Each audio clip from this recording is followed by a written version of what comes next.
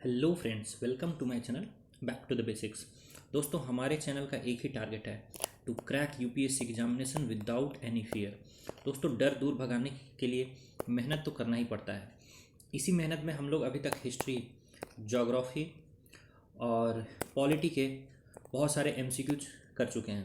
दोस्तों, आज से हमारा इकॉनमी का सीरीज स्टार्ट होने वाला है। आज इकॉनमी का एमसीक्यू का पहला वीडियो है। होपफुली आप इसको देखेंगे और इससे आपको काफ़ी कुछ सीखने के लिए मिलेगा एंड एट द एंड ये आपको यूपीएससी प्रीलिम्स क्रैक करने में काफ़ी हेल्प करेगा।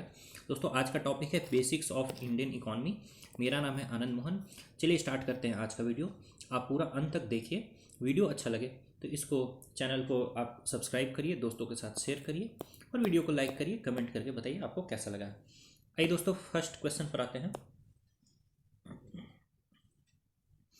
With reference to the distribution network models in the economy, consider the following statements। जो डिस्ट्रीब्यूशन नेटवर्क मॉडल्स होते हैं इकॉनमी के, दो तरीके की चीज़ें होती है। एक तो प्रोडक्शन, दूसरा होता है डिस्ट्रीब्यूशन। प्रोडक्शन स्टेट कर सकती है, प्राइवेट पार्टी कर सकती है, दोनों का मिक्स हो सकता है। सेम चीज़ डिस्ट्रीब्यूशन के साथ भी है। स्टेट कर सकती है, सिर्फ प्राइवेट बॉडीज कर सकती है, या फिर दोनों का मिक्स हो सकता है। आइए, historically there are mainly two distribution network, state and market. No दोस्तों, हिस्टोरिकली टोटल 3 नेटवर्क्स हैं डिस्ट्रीब्यूशन के, स्टेट, मार्केट और दोनों का मिक्स। तो पहला हो गया गलत। दूसरा देखिए, कोविड-19 vaccine distribution policy in India reflects the state distribution model. देखिए, इसका मतलब कि कोविड-19 की वैक्सीन सिर्फ स्टेट ने डिस्ट्रीब्यूट की थी, बट आपको पता होना चाहिए कि प्राइवेट पार्टीज को भी अलाउ किया हुआ था। यानी कि कोविड-19 डिस्ट्रीब्यूशन पॉलिसी भी जो थी वो मिक्स मॉडल थी, ना कि स्टेट ड्रिवन मॉडल थी। तो इसलिए दूसरा स्टेटमेंट भी आपका क्या हो गया, गलत हो गया। दोस्तों, ज़्यादा दिमाग नहीं लगाना है, सिंपली हम लोग क्वेश्चन सॉल्व कर सकते हैं। क्वेश्चन 1 का राइट आंसर हो गया ऑप्शन नंबर डी। देखिए, 3 डिस्ट्रीब्यूशन नेटवर्क्स होते हैं, स्टेट, मार्केट और दोनों का मिक्स।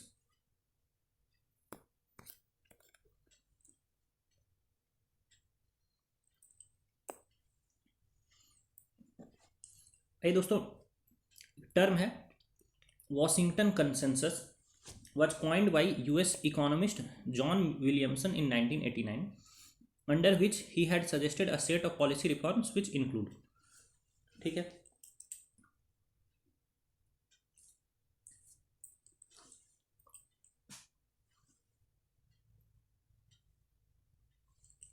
तो दोस्तों देखिए, ये जो वॉशिंगटन कंसेंसस है इसको आप मान सकते हैं लिबरलाइजेशन,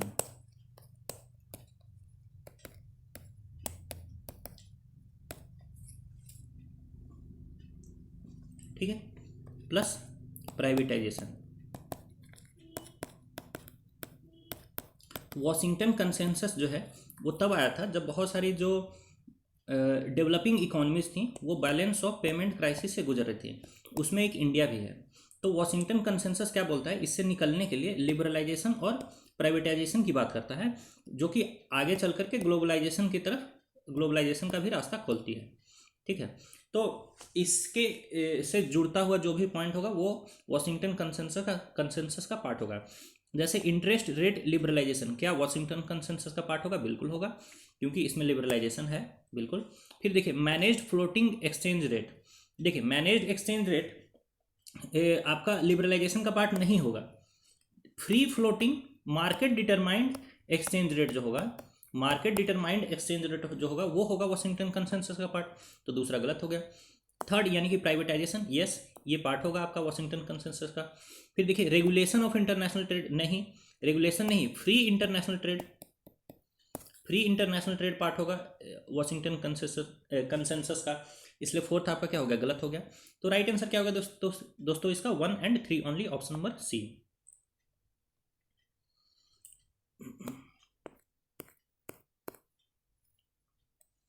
देखिए, वॉशिंगटन कंसेंसस का क्या क्या पार्ट है? फिजिकल डिसिप्लिन मेंटेन करना, पब्लिक एक्सपेंडिचर को रीडायरेक्ट करना, ठीक है, इंटरेस्ट रेट लिबरलाइजेशन करना, एक्सचेंज रेट कॉम्पिटिटिव करना, मार्केट ड्रिवन करना, trade liberalization, FDI liberalization, privatization, ठीक है, abolishing barriers to foreign trade. ठीक है, तो ये सारी चीज़ें हैं वॉशिंगटन कंसेंसस का पार्ट। आइए थर्ड क्वेश्चन देखते हैं दोस्तों। An economy is labelled agrarian if its share of primary sector is 50%, ठीक है, 50% of the GDP। With context Indian agricultural economy consider the following statements, यानी इंडियन एग्रीकल्चरल इकॉनमी के respect में आप स्टेटमेंट्स देखिए। पहला है currently the primary sector in India contributes 55% to the gross value added. ये गलत है। देखिए इंडिया में केस ऐसा है कि ज़्यादा से ज़्यादा लोग एम्प्लॉयड हैं एग्रीकल्चर में, लगभग 45% लोग इसमें एम्प्लॉयड हैं, और ये GDP में लगभग 16 से 17% ही कंट्रीब्यूट करता है, ठीक है। तो GDP wise India agricultural economy नहीं है, लेकिन एम्प्लॉयमेंट वाइज इंडिया एक एग्री इकॉनमी है। तो GDP में ये 55% कंट्रीब्यूट नहीं करता, तो पहला तो गलत हो गया। दूसरा देखिए, despite India being an agricultural economy, GDP wise तो एग्रीकल्चरल इकॉनमी नहीं हुआ, यानी GDP वाइज एग्रीकल्चरल इकॉनमी नहीं हुआ, बट एम्प्लॉयमेंट वाइज ठीक है। The total agri export basket accounts for little over 2.5% of worldwide agri trade. ये बात बिल्कुल सही है। इवन दो 45% लोग एग्रीकल्चरल इकॉनमी में इन्वॉल्व हैं, फिर भी जो ग्लोबल आपका एग्रीकल्चरल एक्सपोर्ट होता है, ठीक है, उसमें इंडिया सिर्फ 2.5% ही कंट्रीब्यूट करता है, 2 से 3% के बीच ही कंट्रीब्यूट करता है। तो दूसरा स्टेटमेंट आपका बिल्कुल सही है। थर्ड का राइट आंसर क्या हो गया? Option number B, 2 only. क्यों इतना कम एक्सपोर्ट करता है एग्रीकल्चर में इंडिया? क्योंकि वैल्यू एडिशन बहुत कम होता है इंडिया में। मतलब हम लोग रॉ मटेरियल ही डायरेक्ट एक्सपोर्ट कर देते हैं, अगर वैल्यू ऐड करके उसको एक्सपोर्ट करेंगे तो ये 2.5% से बढ़ते बढ़ते 5%, 10% भी जा सकता है।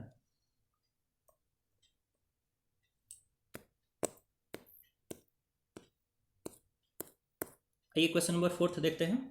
With reference to GDP select the correct statement from option given below. तो GDP, GNP, ठीक है, NDP, NNP, इन सब का जो है डिफिनेशन आपको अच्छे से पता होना चाहिए दोस्तों।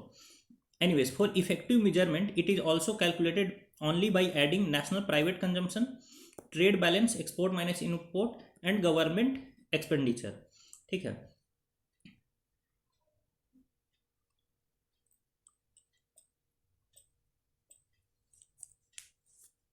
ठीक है, लेकिन दोस्तों देखिए GDP ऐसे कैलकुलेट करते हैं, लेकिन इसमें एक चीज़ बच गया। नेशनल प्राइवेट कंजम्पशन तो हो गया, मान लीजिए इसको C बोल दीजिए, गवर्नमेंट एक्सपेंडिचर को G बोल दीजिए, ठीक है, एक्सपोर्ट माइनस इम्पोर्ट को बोल दीजिए X माइनस M। तो आपको पता होगा कि अभी क्या बच गया है, इन्वेस्टमेंट, जिसको कॉरपोरेट इन्वेस्टमेंट बोलते हैं या प्राइवेट इन्वेस्टमेंट बोलते हैं, वो यहाँ पर अभी भी बच गया है I। तो उसकी बात ये नहीं करा, इसलिए पहला स्टेटमेंट गलत है। दूसरा देखिए, the use of export minus import factor is to add the expenditures on imports not produced in the nation only, ठीक है।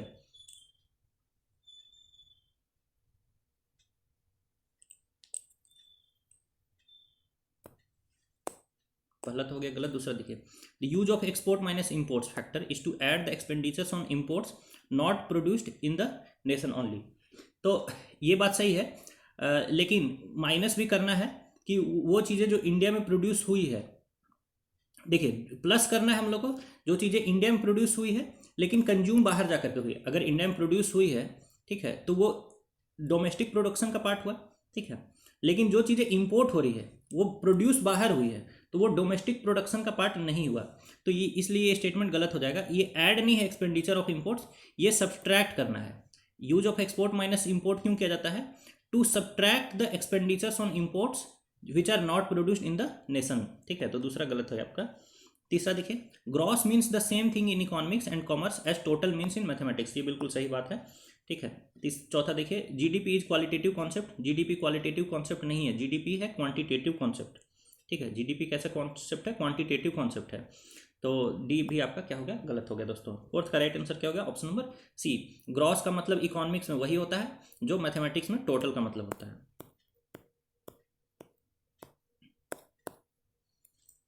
आइए फोर्थ क्वेश्चन देखते हैं, फिफ्थ क्वेश्चन देखते हैं दोस्तों। With reference to NDP, net domestic product, देखिए GDP अगर निकाल लिए हैं तो GDP में से जो वियर एंड टीयर, जिसको डिप्रेसिएशन बोलते हैं, तो वो हो जाता है आपका NDP, नेट डोमेस्टिक प्रोडक्ट, ठीक है। देखिए, it is a GDP calculated after addition of values of depreciation. जो डिप्रेसिएशन होगा वो कभी भी ऐड नहीं होगा, वो सब्ट्रैक्ट होगा, तो पहला हो गया गलत। दूसरा देखिए, the value of net domestic product of an economy is always higher than the value of GDP for the same year. जो एनडीपी होगा दोस्तों, देखिए ना, एनडीपी के लिए क्या कर रहे हैं हम लोग, जीडीपी में से कुछ घटा रहे हैं, जीडीपी में से घटा रहे हैं हम लोग डिप्रिसिएशन, ठीक है। तो एनडीपी तो कम होगा जीडीपी से, तो दूसरा स्टेटमेंट भी आपका क्या हो गया, गलत हो गया। तीसरा देखिए, calculations of net domestic product are used only for the domestic purposes, बिल्कुल सही बात है। कंपेयर करने के लिए हम लोग जीडीपी ही यूज करते हैं, यानी एक इकोनॉमी को दूसरी इकोनॉमी से कंपेयर करने के लिए हम लोग जीडीपी यूज करते हैं। एनडीपी जो होता है वो बेसिकली डोमेस्टिक पर्पसेस के लिए होता है, या फिर इसके लिए होता है कि हमारी कंट्री की टेक्नोलॉजी कितनी एडवांस हुई है, क्योंकि जैसे जैसे टेक्नोलॉजी एडवांस होगी दोस्तों, वैसे वैसे डिप्रिसिएशन क्या होगा, कम होता जाएगा, ठीक है। But for anything net domestic product का जो रिलेवेंस है वो डोमेस्टिक पर्पस के लिए ही है, ये कॉम्पेरेटिव पर्पस के लिए नहीं है। तो तीसरा स्टेटमेंट तो वैसे करेक्ट है। तो फिफ्थ का राइट आंसर क्या हो गया दोस्तों, इनकरेक्ट पूछा जा रहा है आपसे, तो राइट आंसर हो जाएगा option number A 1 and 2 only.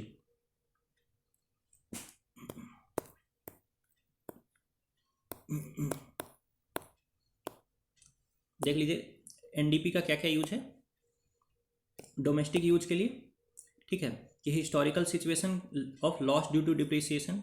फिर देखिए, to show the achievement of economy in the area of research and development, क्योंकि जैसे जैसे रिसर्च एंड डेवलपमेंट बढ़ेगी वैसे वैसे डिप्रिसिएशन क्या होगा, घटेगा, ठीक है। NDP is not used for comparative economies, ठीक है, क्योंकि हर कंट्री का रेट ऑफ डिप्रिसिएशन क्या होता है, अलग अलग होता है।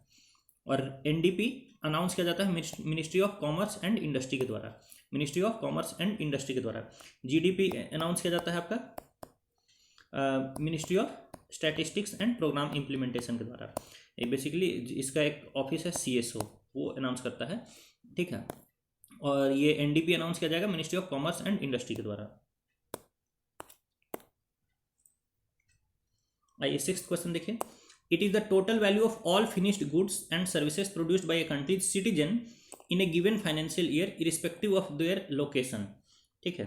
तो ये क्या हो गया, देखिए इंडिया के सारे लोग या तो इंडिया में रहें या इंडिया से बाहर रहें, इंडिया से बाहर रहें, ठीक है, और उनके द्वारा जितना भी प्रोडक्शन हो, तो ये डोमेस्टिक प्रोडक्ट नहीं कहलाएगा, ये क्या कहलाएगा, नेशनल प्रोडक्ट। क्यों, क्योंकि इसमें इंडिया के सारे सिटीजन्स आपके इंक्लूडेड हैं।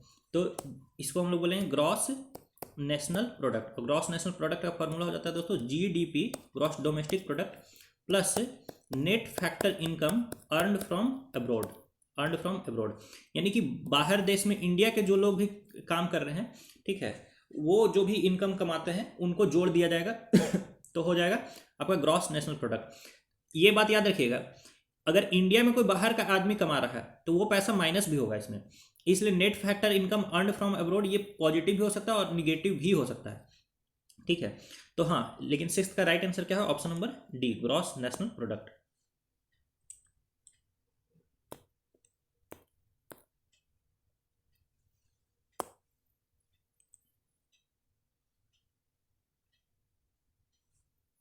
देख लीजिए इसको। आइए क्वेश्चन नंबर 7 पर चलते हैं। Which one of the following statements appropriately describes the net national product. अब देखिए जीडीपी से हम लोग आए एनडीपी पर, जीडीपी में क्या किए, जोड़ दिए net factor income earned from abroad, तो जीडीपी बन गया एनडीपी, ठीक है। ये डी है डोमेस्टिक, इसको एक सेकेंड, जीडीपी, ठीक है, इसमें जब net factor income from abroad को जोड़ देंगे तो ये बन जाएगा जीएनपी, यानी ये जो डोमेस्टिक है ये बन जाएगा आपका नेशनल में, ठीक है। जब उसमें इंडिया से बाहर अगर इंडिया के रहने वाले कुछ लोग कमा रहे हैं उसको जोड़ दिया जाए तो ये बन जाएगा डोमेस्टिक, बदल जाएगा किसमें, नेशनल में। फिर अब देखिए इस ग्रॉस को बदलना है हम लोग को नेट में, ग्रॉस को नेट में बदलना है तो जीएनपी में से क्या कर देंगे हम लोग, डिप्रेसिएशन को माइनस कर देंगे, तो जीएनपी माइनस डिप्रिसिएशन हो गया एनएनपी। इसी को national income of the country कहते हैं दोस्तों। खैर, तो नेट नेशनल प्रोडक्ट के बारे में बोला जा रहा है कि it is the GDP calculated after adjusting the weight of the value of depreciation, this is basically the net form of GDP.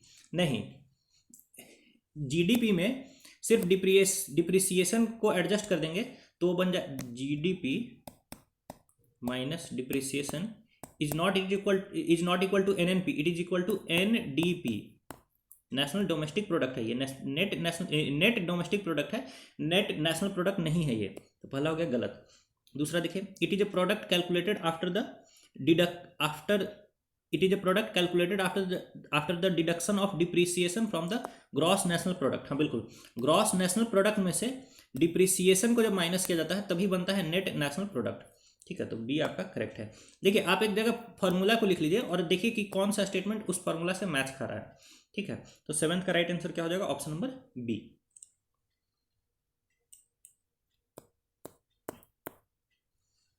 फिर से समझ लीजिए, जीडीपी में से डिप्रिसिएशन को माइनस करेंगे तो ये ग्रॉस बदलेगा नेट में, ये कहलाएगा एनडीपी।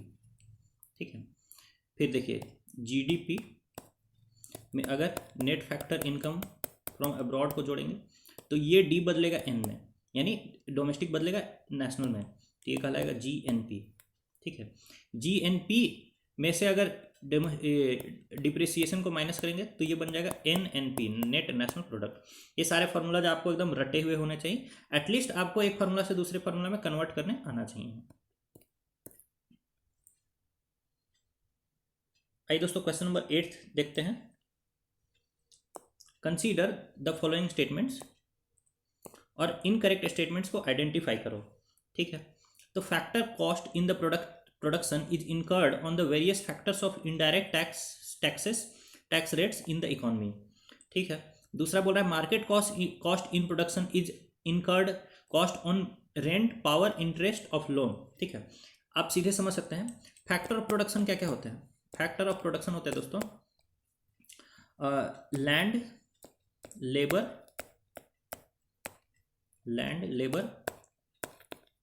कैपिटल और एंटरप्रेन्योर।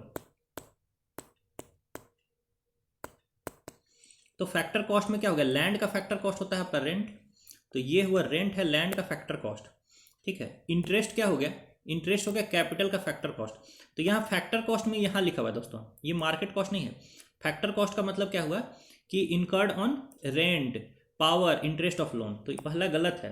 और मार्केट कॉस्ट क्या हो गया आपका, incurred on various factors of indirect tax rates in economy. देखिए जब फैक्टर कॉस्ट पर कोई कंपनी प्रोड्यूस करती है कोई सामान, ठीक है, फिर जब उसको मार्केट में भेजती है तो मार्केट में बिकने से पहले अगर गवर्नमेंट को कोई सब्सिडी देनी रहती है, जैसे हो गया फैक्टर कॉस्ट, तो अगर उस प्रोडक्ट पर कोई सब्सिडी देनी होती है तो वो सब्सिडी उसमें से माइनस होती है। ठीक है, प्लस अगर टैक्स लगाना रहता है तो वो टैक्स उसमें जुड़ जाता है। तो फैक्टर कॉस्ट में सब्सिडी माइनस करके और टैक्स जोड़ करके बन जाता है आपका मार्केट कॉस्ट। ध्यान रखिएगा, फैक्टर कॉस्ट यानी फैक्ट्री में जितना कॉस्ट आया, फैक्टर कॉस्ट में से सब्सिडी माइनस करके और टैक्स प्लस करके बन जाता है आपका मार्केट कॉस्ट। ठीक है, तो यही कह रहा है मार्केट कॉस्ट ये हो गया आपका कि various factors of indirect tax rates in the economy. ठीक है, कि फैक्टर कॉस्ट में से क्या किए, टैक्स जोड़ दिया, और अगर सब्सिडी है तो सब्सिडी घटा दिया, तो वो हो गया आपका मार्केट कॉस्ट। तो दोनों दोस्तों इनकरेक्टली मैच्ड है, एक दूसरे का डेफिनेशन इन्वर्ट किया हुआ है। तो 8th का राइट आंसर क्या हो गया, सी, दोनों के दोनों इनकरेक्ट है।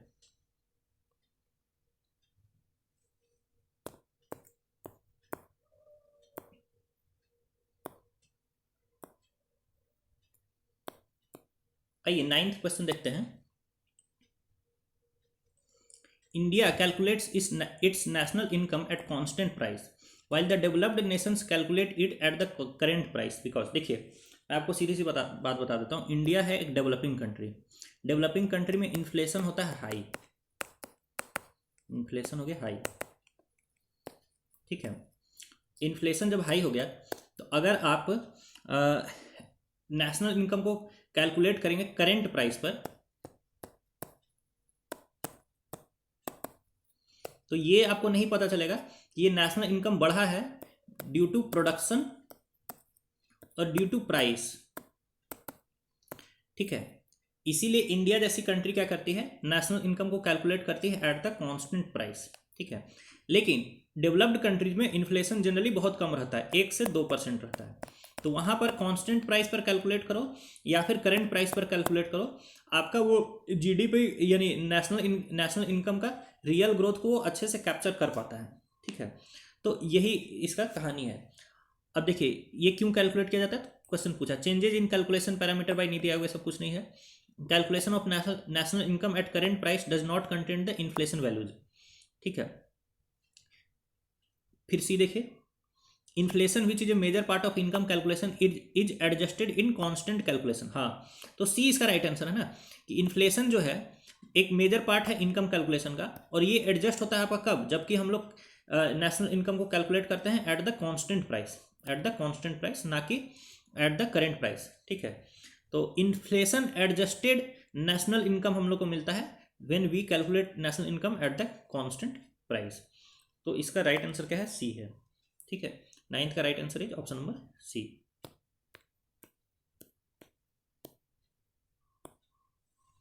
डेवलप्ड नेशंस क्यों नहीं करते हैं ऐसा, क्योंकि उनका इन्फ्लेशन ऑलरेडी बहुत कम है, 2-1% है ये इन्फ्लेशन। तो उस केस में क्या होता है कि वो लोग कांस्टेंट प्राइस पर कैलकुलेट करें या फिर करेंट प्राइस पर कैलकुलेट करें। देखिए कांस्टेंट प्राइस का कहने का मतलब क्या है कि 2011-12 का हम लोग का ईयर है। ठीक है, 2011-12 में अगर आटे का प्राइस था मान लीजिए 10 रुपये पर केजी, ठीक है, ₹10 पर केजी, उस टाइम 5 केजी आटा प्रोड्यूस हुआ था इंडिया में, तो टोटल कितना प्रोडक्शन हुआ, 50 रुपीज़ का प्रोडक्शन हुआ, 50 रुपीज़ का प्रोडक्शन हुआ, राइट। अब अगर इस साल 6 केजी आटा प्रोड्यूस हुआ है, 6 केजी आटा प्रोड्यूस हुआ है, तो कांस्टेंट प्राइस पर कितना हो जाएगा आपका प्रोडक्शन, 60 रुपीज़ का प्रोडक्शन हो गया, 60 रुपीज़ का प्रोडक्शन हो गया।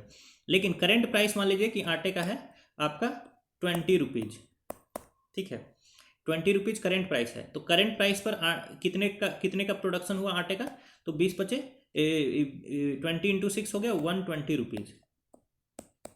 तो ऐसा दिखाई देगा आपको कि हमारा इकॉनमी तो जो है हमारा इकॉनमी डबल से भी ज़्यादा ग्रो कर गया है, कि कहाँ 50 रुपये का पहले प्रोडक्शन होता था, अब 120 रुपये का प्रोडक्शन हो रहा है। बट रियलिटी ये है कि आटे का प्रोडक्शन पहले 5 केजी होता था, वो अब सिर्फ 1 केजी ही बढ़ा है, सिर्फ 1 केजी ही बढ़ा है। तो ये जो है गलती हो जाएगी आपसे जब आप इसमें करेंगे, करेंट प्राइसेस में कैलकुलेट करेंगे वैसी कंट्री में जहाँ पर इन्फ्लेशन बहुत ज़्यादा है, वैसी कंट्री में जहाँ पर इन्फ्लेशन बहुत ज़्यादा है। हाँ, जहाँ इन्फ्लेशन बहुत ज़्यादा नहीं है वहाँ करेंट प्राइस और कांस्टेंट प्राइस में ज़्यादा डिफरेंस नहीं आएगा। इसीलिए डेवलप्ड कंट्रीज करंट प्राइस पर ही कैलकुलेट करती है अपनी जीडीपी को या नेशनल इनकम को, बट जो इंडिया जैसी डेवलपिंग कंट्रीज हैं वो इसको कांस्टेंट प्राइस पर कैलकुलेट करती हैं। और हमारा अभी का जो बेस ईयर है वो 2011-12 ही है, इसको सीएसओ ने लास्ट एडजस्ट किया था, पहले था 2004-05।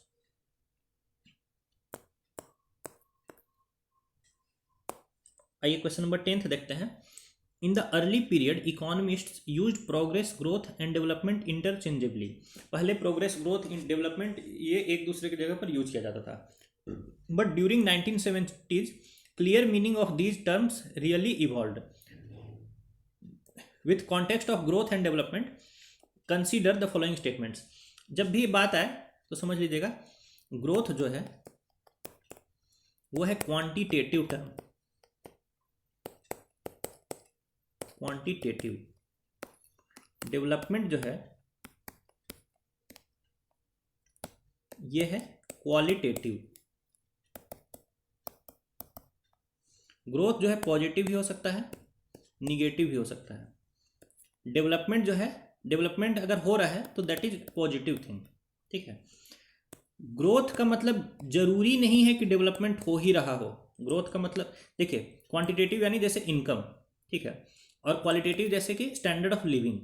तो क्वांटिटेटिव ग्रोथ जैसे इनकम अगर बढ़ रहा है तो कोई जरूरी नहीं कि आपके स्टैंडर्ड ऑफ लिविंग बढ़ ही रही हो। जैसे आपके पास ज़्यादा पैसे आ रहे हैं बट आप दारू पीना स्टार्ट कर दिए, ठीक है, तो पैसे ज़्यादा बट आपके स्टैंडर्ड ऑफ लिविंग खराब हो रहा है। तो growth does not automatically translates into development. ये सारी चीज़ें आपको ध्यान रखना है। अब आज ये स्टेटमेंट पढ़ते हैं। Economic growth is a qualitative term, तो पहले ही ये गलत हो गया, economic growth is a quantitative term.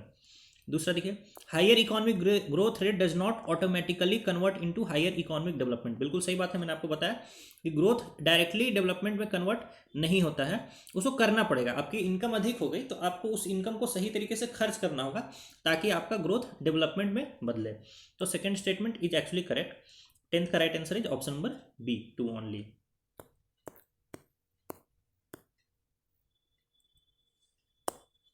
देखिए, डेवलपमेंट का मतलब हो गया लेवल ऑफ न्यूट्रिशन बढ़ना, हेल्थ केयर फैसिलिटीज़ का इंप्रूव होना, ठीक है, लेवल ऑफ एजुकेशन का बढ़ना, ठीक है, और भी चीज़ें जिस पर की क्वालिटी ऑफ लाइफ डिपेंड करती है, उन चीज़ों का इंप्रूव होना।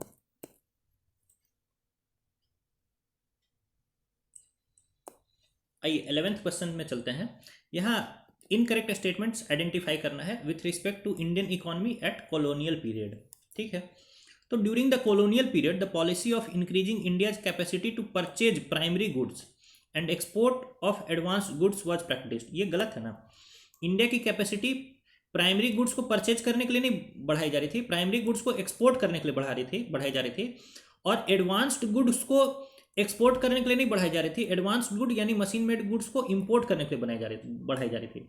इंडिया था बेसिकली फीडर इकोनॉमी। फीडर किसके लिए? ब्रिटिश कंपनीज के लिए। ब्रिटिश कंपनीज के लिए हम लोग रॉ मटेरियल सप्लाई करते थे और वहां से फिनिश्ड गुड्स हम लोग इंपोर्ट करते थे। तो पहला स्टेटमेंट आपका गलत है, एग्जैक्टली उल्टा है। फिर देखिए, industrialisation of India was neglected by the colonisers. तो ये तो बिल्कुल सही है आपका कि कोलोनाइजर्स इंडिया की इंडस्ट्रियलाइजेशन क्यों करेंगे, जो करते भी थे, ठीक है, जैसे रेलवे वगैरह कुछ लाया भी, ठीक है, तो उसका पर्पस ये था कि एक्सप्लोटेशन जो है वो ज़्यादा अच्छे से हो सके। फिर तीसरा देखिए, the decade before independence was marked by good growth due to world war due to significant change in productivity of the overall Indian economy. ये गलत है। देखिए, फर्स्ट वर्ल्ड वॉर के टाइम थोड़ा सा ग्रोथ जरूर इंप्रूव हुआ था, बट ऐसा इसको गुड ग्रोथ नहीं कहा जा सकता, ना ही फर्स्ट वर्ल्ड वॉर के टाइम ना ही सेकेंड वर्ल्ड वॉर के टाइम। क्योंकि देखिए 1942 के आसपास में, यानी 1940s में एक बहुत बड़ा फेमाइन आया था दोस्तों। फेमाइन यानी एग्रीकल्चरल प्रोडक्शन बिल्कुल डाउन।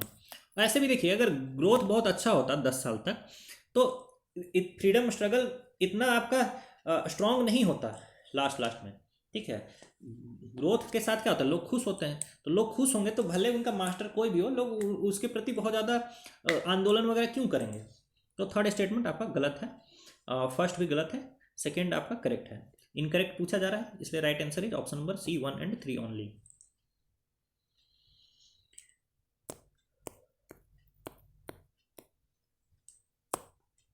आई क्वेश्चन 12th देखते हैं। India's decision for a planned economy was also moulded by some contemporary experiences in the world. तो जो प्लान्ड इकोनॉमी का हमने डिसीजन लिया, इसका कुछ कारण था। तो कारण क्या क्या था ये पूछ रहा है, ये देख लीजिए।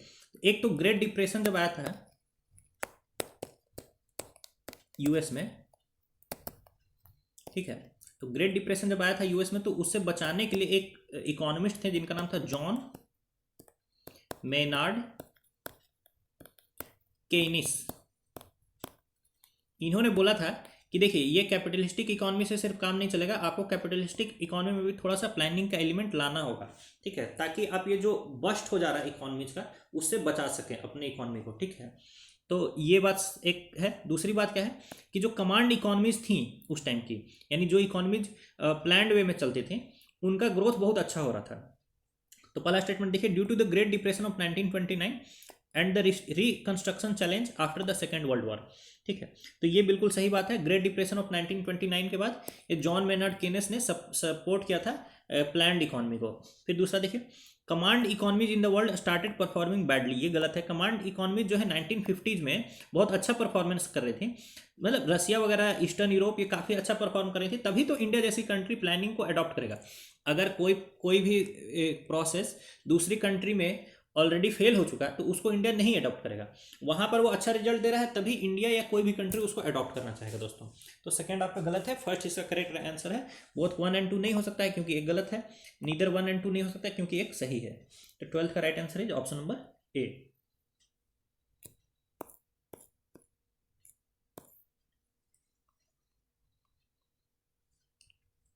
आई क्वेश्चन नंबर 13 देखते हैं दोस्तों।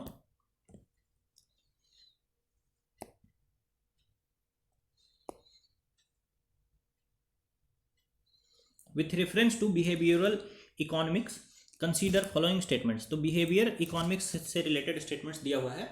Economic development depends on fiscal policy, monetary policy and taxation rather than intangible things such as human psychology। तो बिहेवियर इकोनॉमिक्स इस बात को नहीं मानता दोस्तों। कोई दूसरे इकोनॉमिस्ट इस बात को मान सकते हैं, बट बिहेवियरल इकोनॉमिस्ट मानते हैं कि इन सारे फैक्टर्स पर तो डिपेंड करता है, फिजिकल पॉलिसी, मॉनेटरी पॉलिसी और टैक्सेशन पर तो डिपेंड करेगा economic development. Plus human psychology कैसा है, लोगों के बीच में कोऑपरेशन है या नहीं है, इन सब चीज़ों पर भी इकोनॉमिक डेवलपमेंट डिपेंड करेगा। तो पहला स्टेटमेंट हो गया आपका गलत। दूसरा देखिए, loan default increases if the frequency of meeting between creditor and debtor increases, यानी लोन जिसने दिया है, ठीक है, और लोन जिसने लिया है, ठीक है, जैसे इधर हो गया बैंक और इधर हो गया फार्मर, या हाँ फार्मर। तो अगर ये बैंकर और फार्मर के बीच में मीटिंग्स ज़्यादा फ्रीक्वेंटली हो रही है तो ये बोल रहा है कि लोन जो है डिफॉल्ट इंक्रीज हो जाएगा। ऐसा कैसे हो सकता है दोस्तों? अगर मान लीजिए ये बैंकर जो है बार बार फार्मर से ज़्यादा करके मिल रहा है, मतलब एक इंस्टीट्यूशनल रिलेशन के साथ साथ इनका पर्सनल रिलेशन भी है, तो फार्मर चाहेगा ना कि हम टाइमली लोन चुका दें, क्योंकि मैनेजर साहब को बुरा लगेगा। ठीक है, यहाँ पर सिर्फ प्रोफेशनल रिलेशन नहीं है, यहाँ पर एक पर्सनल बॉन्ड भी स्थापित हो चुका है जो बैंकर है और जो लोन लेने वाला है उसके बीच में। ठीक है, तो यही बिहेवियरल इकोनॉमिक्स यही कहता है कि जो लोन देने वाला है और लोन लेने वाला है, अगर वो लोग फ्रीक्वेंट इंटरवल पर मिलते हैं तो लोन के डूबने के चांसेस कम होते हैं। ठीक है, तो दूसरा गलत है। तीसरा देखिए, groups and societies that are known to be honest and trustworthy perform badly in development due to competitive capitalist economy. तो बिहेवियरल इकोनॉमिक्स ऐसा नहीं कहता दोस्तों। ठीक है, बिहेवियरल इकोनॉमिक्स कहता है कि अगर लोग ट्रस्ट वर्दी हैं तो वहाँ पर क्या है कि कॉन्ट्रैक्ट को इम्प्लीमेंट करने के लिए बहुत ज़्यादा लॉ वगैरह की जरूरत पड़ेगी ही नहीं, तो वहाँ पर इकोनॉमी क्या होगा, बहुत अच्छे से ग्रो करेगा। अदरवाइज क्या है कि अगर लोग ट्रस्ट वर्दी ही नहीं है तो कितना भी कॉन्ट्रैक्ट कर लो तो फिर वो लिटिगेशन होगा, उसका वो कोर्ट जाएगा मैटर। ठीक है, लोग लोन लेंगे लेकिन चुकाएंगे ही नहीं क्योंकि भरोसेमंद लोग ही नहीं है, तो वैसे में इकोनॉमी क्या होगी, डूबेगी। तो थर्ड स्टेटमेंट भी आपका क्या है, इनकरेक्ट है। राइट आंसर क्या हो जाएगा 13 का, option number D. 1, 2 and 3 all are incorrect.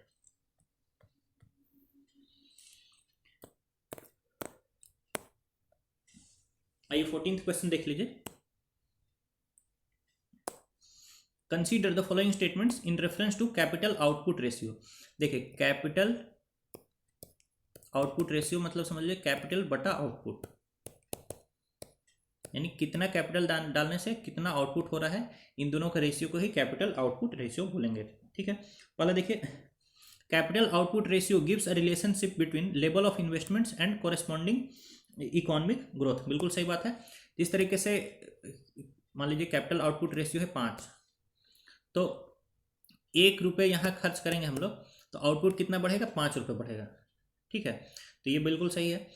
Lower capital output ratio shows that productivity of capital and technological progress is low in an economy.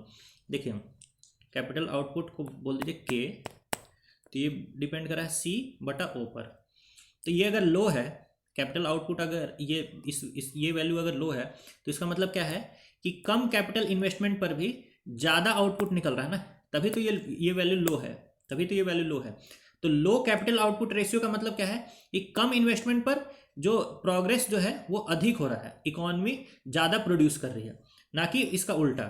Low capital output ratio जो है वो positive चीज़ है, ये बात ध्यान रखेगा, और high capital output ratio negative है फॉर द इकोनॉमी, इसलिए दूसरा आपका गलत है। हर चीज़ लो का मतलब बुरा ही नहीं होता है। तीसरा देखिए, investments in superior technology which increases output efficiency will lead to a favourable capital output ratio. बिल्कुल सही बात है। अगर टेक्नोलॉजी इंप्रूव की जाएगी तो कैपिटल आउटपुट रेशियो क्या होगा, फेवरेबल होगा। फेवरेबल कैपिटल आउटपुट रेशियो कैसा होगा, ज़्यादा होगा कि कम, आप खुद बताइए। अब फेवरेबल कैपिटल आउटपुट रेशियो कम होगा, ठीक है, लो होगा। ठीक है, तो थर्ड आपका करेक्ट है। 14 का राइट आंसर क्या हो गया, option number B, 1 and 3 only.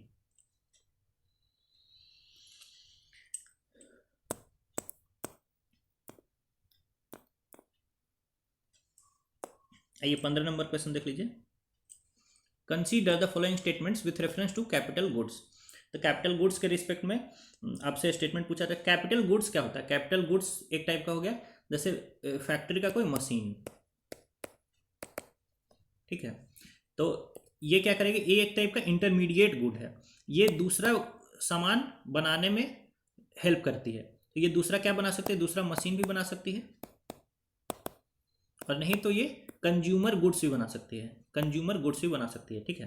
तो देखिए capital good provide service without losing its essential functional characteristics except wear and depreciation, बिल्कुल सही बात है। अदरवाइज जो कंज्यूमर गुड्स होती है वो सर्विस प्रोवाइड करेगी आपको, लेकिन अपना खुद का फंक्शनल कैरेक्टरिस्टिक्स को लूज कर देगी। फॉर एग्जाम्पल आप ब्रेड लेकर आते हैं मार्केट से, तो ब्रेड को खा लिया तो उसका जो कैरेक्टरिस्टिक्स था वो खत्म हो गया, ठीक है।